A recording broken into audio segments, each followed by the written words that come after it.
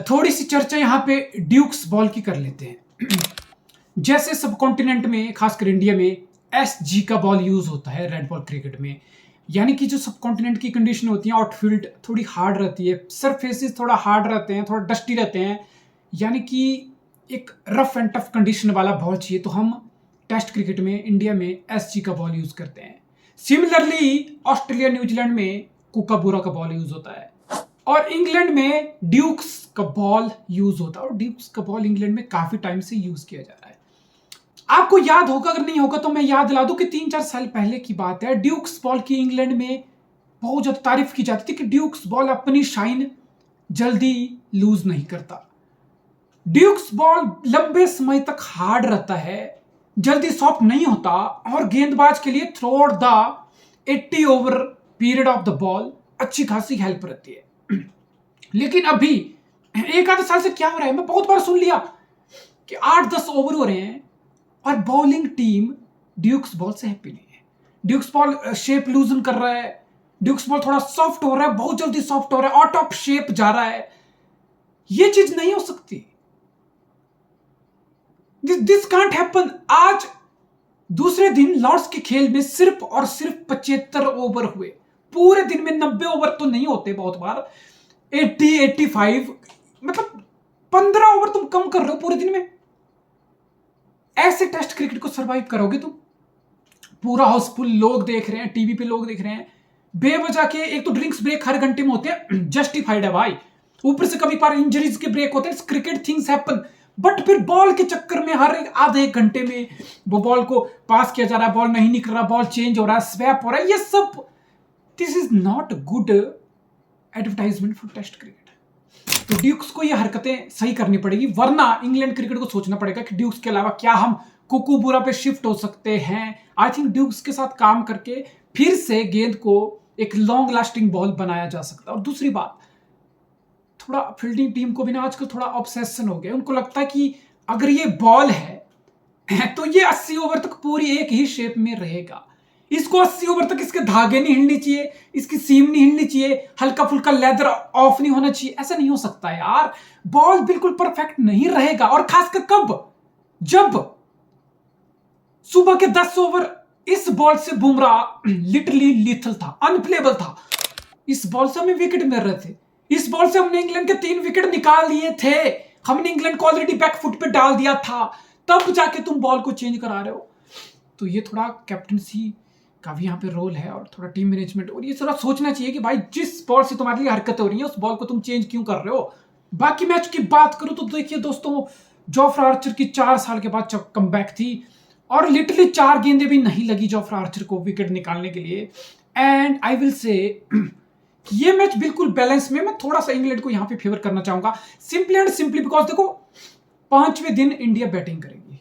हाँ, पहले 2 मैच में टॉस जीत के बेन स्टोक्स ने इंग्लैंड की स्ट्रेंथ पे, बेसबॉल की स्ट्रेंथ पे खेलने की कोशिश की कि चेज हमारी स्ट्रेंथ है, हम 5वें दिन 400 भी चेज कर लेंगे, हम 5वें दिन किसी भी टोटल को चेज कर लेंगे। पहले मैच में तुमने करके दिखा लिया, दूसरे मैच में तुम नहीं कर पाए, तीसरे मैच में भी बहुत एक्सपर्ट को मैंने सुना कि नहीं यार, टॉस जीत के इंग्लैंड फिर से गलत खेल गया, ये हरी पिच होगी, यहां बॉलर के लिए हेल्प होगी। नहीं, बॉलर के लिए मतलब हल्का फुल्का, लेकिन उतना कुछ नहीं है। लेकिन 4th इनिंग में 5वें दिन में ये लॉर्ड्स की पिच दिक्कत देती है। अभी तुम ऑलरेडी देख रहे हो कि थोड़े बहुत पैचेस, रफ पैचेस बन रहे हैं, थोड़े बहुत अनइवन बाउंस दूसरे दिन भी देखने को मिली, तो यही अनइवन बाउंस 5वें दिन जाके बढ़ जाएगी, क्रैक्स ओपन अप हो जाएंगे, यानी कि टीम इंडिया को 5वें दिन दोस्तों 270 से लेके 300 के टोटल को चेज करने में भी बहुत बड़ी परेशानी होने वाली है। According to me, team India 5वें दिन इस पिच पे 300 भी चेज नहीं कर पाएगी। तो फिर इसका एक ही मतलब है कि पहली इनिंग में तुम्हें बड़ा करना पड़ेगा, दूसरी इनिंग के डेफिसिट को तुम्हें पहली इनिंग में कवर अप करना पड़ेगा, यानी कि 400 के आसपास तो एटलीस्ट हमें पहली इनिंग में बनाने पड़ेंगे। अब 380 के जवाब में 400 बनेंगे तो खैर 20 रन की लीड तो कोई मायने नहीं रखने वाली। क्या हम 400 प्लस इस विकेट पे जा सकते हैं? जा सकते हैं, बट जिस तरीके से हमारी बैटिंग हो रही है, यशस्वी आउट हो चुका है, वो यशस्वी जो पहले 2 मैच में रन मारा है, शुभमन गिल आउट हो चुका है, वो शुभमन गिल जो 600 रन ऑलमोस्ट 2 मैच में मार चुका था। So what does this mean? Rishabh Pant is Rishabh Pant, अब मैं बैठ के ये नहीं बोल सकता कि ऋषभ पंत के तो 150 आएंगे तो आएंगे, नहीं भाई। तुम्हें पता है ओवर के मैच के पहले ओवर में आज सुबह ऋषभ पंत पता नहीं आड़ा टेढ़ा शॉट मारते आउट हो जाए, तो Rishabh Pant is Rishabh Pant. What does this mean? कौन टीम इंडिया के लिए बड़ा खेलेगा, कौन यहां पे बड़ी पारी खेलेगा, कौन टीम इंडिया को 400 प्लस टोटल की तरफ लेके जाएगा? तो मेरे हिसाब से इंडिया के लिए ये टेस्ट मैच यहां से बहुत ज्यादा मुश्किल होने वाला है। अगर हम इंग्लैंड के डेफिसिट की पहली इनिंग को कवर नहीं करते हैं तो सेकंड इनिंग में इंग्लैंड एक दिन में 300-350 मार देगा और फिर हमसे वो टोटल चेज नहीं होने वाला है। करुण नायर, मुझे लग रहा था कि यार this is it, this is what you have asked from God every single day since the day you were dropped, कि 7 साल हो गए, भगवान एक चांस दे दे। खैर एक के बजाय भगवान ने 3 चांस दे दिए। ये लगातार 2 मैच फ्लॉप होने के बाद तीसरा मैच था करुण नायर का। दिस इज टेस्ट क्रिकेट भाई, लॉर्ड्स मेंबर स्टैंड पूरा खचाखच लॉर्ड्स का वेन्यू भरा है। इससे ज्यादा आइकॉनिक जगह नहीं हो सकती, इससे ज्यादा आइकॉनिक टाइम नहीं हो सकता। तुम्हारी टीम में कमबैक है, तुम जोफ्रा आर्चर जैसे वोक्स जैसे 2 शानदार वर्ल्ड क्लास बॉलर को फेस कर रहे हो। तुमने नई बॉल को ग्राइंड भी कर लिया, यानी कि डिफिकल्ट पीरियड को तुमने सी थ्रू कर लिया। 40 रन हो गए, बिल्कुल तुम सेट हो गए and you expect Karun Nair to go big from there on. वहां पे जाके तुम बाहर की बॉल को छेड़ देते हो। तो अब तुम खुद समझो कि यार ये जो तुम चांस वेस्ट कर रहे हो इसकी अहमियत क्या है। मुझे नहीं लगता आज के इंटरनेशनल क्रिकेट में कोई भी क्रिकेटर होगा जिसको करुण नायर से ज्यादा पता होगा कि चांस मिलना और चांस को वेस्ट करना क्या होता है। Seriously bro, you're grinding, you're seeing 3, you're grinding, you're working hard and then you're throwing it away. What does this mean? इसका सिर्फ एक ही मतलब है कि तुम सेट होके आउट हो रहे हो, तो you aren't built for test cricket. Your frame of mind, your technique is not suitable for test cricket. Set होके आउट होना, that's not a good sign. और इस मैच के बाद अगर करुण नायर ड्रॉप हो जाए ना टीम से, तो मैं तुम्हें बोलता हूं अगर 2-4 अगर करुण नायर की टीम इंडिया में फैन भी होंगे ना पूरे देश में, भाभी वो भी इंसानियत के मारे, शर्म के मारे वो भी नहीं बोल पाएंगे कि भाई करुण नायर के साथ जास्ती होगी, भाई करुण नायर बाहर हो गया। एक भी आदमी इंक्लूडिंग करुण नायर ये नहीं बोल पाएगा कि भाई मुझे मौका नहीं मिला। भाई 3 मैच लगातार खिलाए गए तुम्हें और तुम एक बार भी 50 नहीं बना पा रहे हो, तो तुम खुद नहीं बोल पाओगे कि यार मुझे एक मैच और दो या मुझे एक मौका और दो। That's not how cricket works man, that's not how it goes. I am very disappointed in Karun Nair, specially जब तुम्हें 3 नंबर की पोजीशन दी हुई है। इतनी क्रंच पोजीशन होती है यार, मतलब फिर तुम सेट हो के आउट हो रहे हो। It's more painful, it's very very painful. England के लिए सबसे बड़ा प्लस इस मैच का फिलहाल बताऊं तो 2 ही है। जो रूट जब रन मारता है तो इंग्लैंड के जो बैटिंग ऑर्डर है वो शानदार दिखता है। इस मैच में डकेट भी फ्लॉप हुआ, क्रॉली भी फ्लॉप हुआ, पॉप भी फ्लॉप हुआ, ब्रुक भी फ्लॉप हुआ, लेकिन इस मैच में इंग्लैंड के लिए एक बंदा चला। ऑब्वियसली जेमी स्मिथ का कैच वैसे हो जाना चाहिए था, ब्रेंडन कार्स नीचे से रन मार गया, लेकिन बैटिंग ऑर्डर में टॉप 6 में एक ही बंदा है जिसने 50 से ऊपर बनाए, 100 बनाए, जो रूट। और जब जब जो रूट चलता है, मैं पहले बोल चुका, जब जब जो रूट चलता है तो इंग्लैंड की बैटिंग की कमियां कवर अप हो जाती है।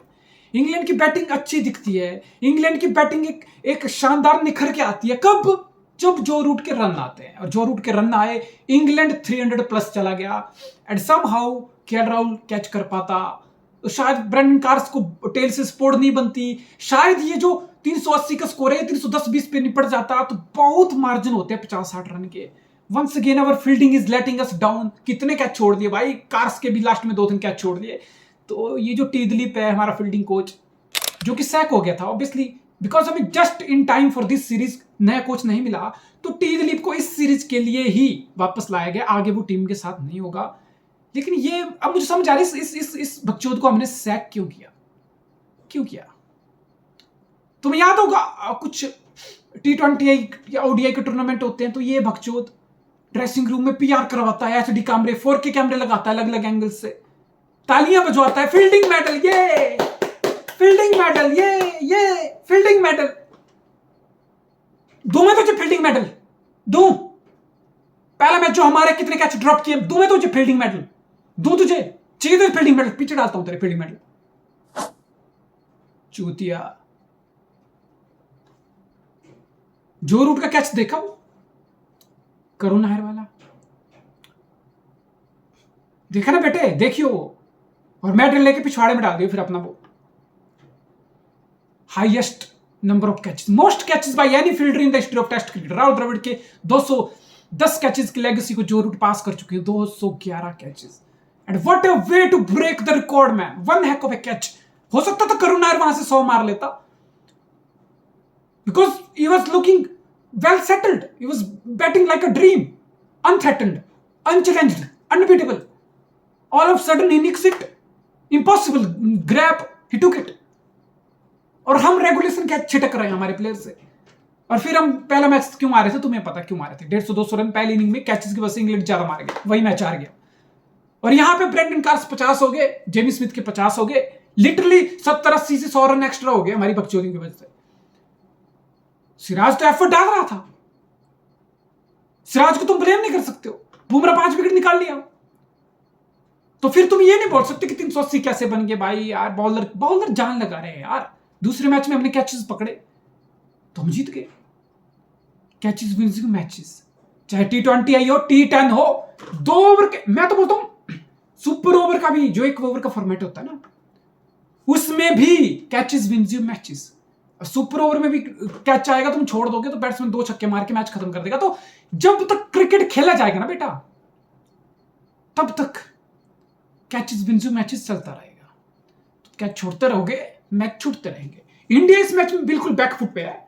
अगर पहली पारी में इंडिया इस इंग्लैंड के डेफिसिट को कवर कर पाता है तो well and good, else second पारी में इस पिच पे अनइवन बाउंस के साथ, रफ पैचेस के साथ, क्रैक्स ओपनिंग अप के साथ 300 भी 5वें दिन इस पिच पे हमसे नहीं बनेंगे। That's the bottom line of it.